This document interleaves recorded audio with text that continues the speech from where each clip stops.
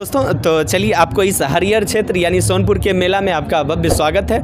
आइए इस मेला में जब हम घूमने आए तो इसके माध्यम से हम सोचे कि आप तक कुछ जानकारियां हम आपको पहुंचा देते हैं। तो दोस्तों यहाँ पर देखेंगे समाज कल्याण विभाग। ये समाज कल्याण विभाग होता क्या है? कन्या उत्थान योजना। इससे क्या क्या लाभ प्राप्त होती है?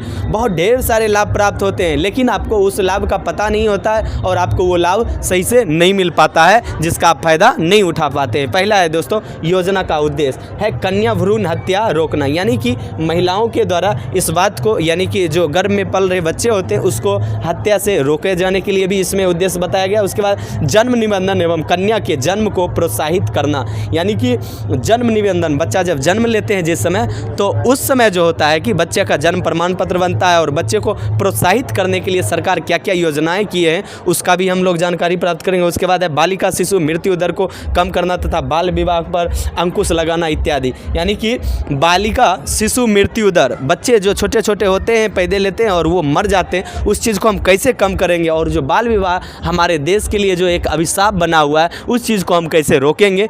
आइए इस चीज़ पर हम चर्चा करेंगे। कहता है योजना में दिए जाने वाले लाभ। अब जो आपको योजना जो दिया जाता है उसमें क्या क्या, कितना रुपया आपको आवंटित किया जाता है सरकार के द्वारा, वो देखेंगे। अब कहता है 2000 रुपया कन्या के जन्म पर, जब लड़कियां जब जन्म लेगी तो उसमें सरकार के द्वारा 2000 रुपया दिया जाता है। उसके बाद है 1000 रुपया कन्या शिशु के 1 वर्ष पूरा होने पर, जब बच्चियां लड़कियां जब जन्म लेती है उसका 1 साल पूरा होता है तो उसको 1000 रुपया फिर दिया जाता है। उसके बाद है 2000 रुपये कन्या के 2 वर्ष पूरा होने पर, यानी कि जब बच्चे का 2 वर्ष पूरा हो जाता है तो उसको फिर 2000 दिया जाता है। उसके बाद है रुपया 600, यह है वर्ग 1 से 2 प्रति वर्ष पोशाक के लिए, बच्चे को उसके ड्रेस के लिए स्कूल जब जाते हैं तो उस समय आपको 600 रुपया दिया जाता है। उसके बाद है रुपया 700 हो जाएगा 3 से 5 वर्ष पर, जब बच्चे का हो जाएगा तो उसको पोशाक के लिए दिया जाता है, वर्ग 3 से 5। उसके बाद आपका है रुपया 1000 वर्ग 6 से 8, यानी क्लास 6 से 8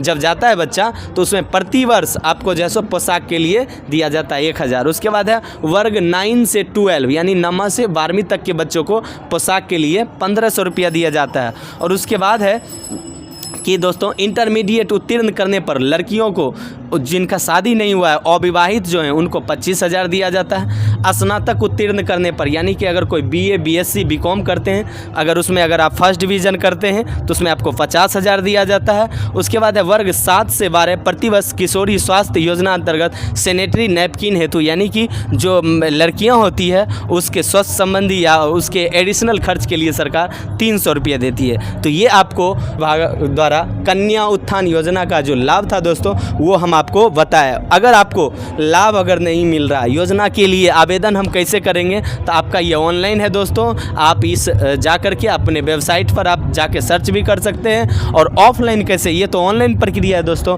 ऑफलाइन कैसे करें, कहता है आवेदन भरकर आवश्यक सभी दस्तावेजों के साथ संबंधित आंगनबाड़ी केंद्रों पर जमा किया जाएगा। और जब आप जमा करेंगे तो वो फिर जो है सो फिर आगे आपको ब्लॉक तक, फिर जिला तक जाएगा और आपको वो लाभ मिलना शुरू हो जाएगा दोस्तों। नहीं तो आप इस हेल्पलाइन नंबर 0612223333 इस पर आप कॉल कर सकते हैं दोस्तों। ये तो आपको इस कन्या उत्थान योजना के बारे में आपको अगर हम जो बताएं, अगर आपको वीडियो अच्छी लगी तो वीडियो को लाइक, सब्सक्राइब और शेयर जरूर करेंगे। थैंक यू दोस्तों, मिलते हैं अगले वीडियो में।